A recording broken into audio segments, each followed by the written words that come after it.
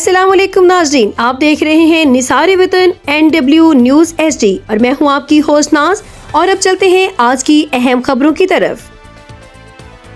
खबर शामिल करते हैं शफीक अहमद मुगल की रिपोर्ट के मुताबिक खानपुर नवाकोट चौक में मुसाफिर कोच में अचानक आग भड़क उठने का वाकया पेश आया।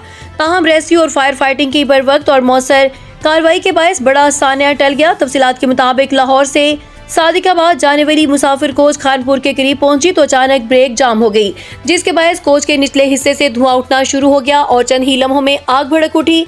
वाक़े के वक्त कोच में तकरीबन 30 मुसाफिर सवार थे। ड्राइवर के मुताबिक ब्रेक अचानक लॉक हो गई, जिसके फौरन बाद कोच के नीचे से धुआं और आग के शोले नजर आने लगे। सूरत हाल की संगीनी को देखते हुए फौरी तौर पर रेस्क्यू को इतला दी गई। रेस्क्यू 1122 और फायर ब्रिगेड ने मौके पर पहुंचकर पेशावराना महारत के साथ आग पर काबू पा लिया और तमाम मुसाफिरों को बाहिफाजत कोच से बाहर निकाल लिया। खुशकिस्मती से वाक़े में कोई जानी नुकसान नहीं हुआ।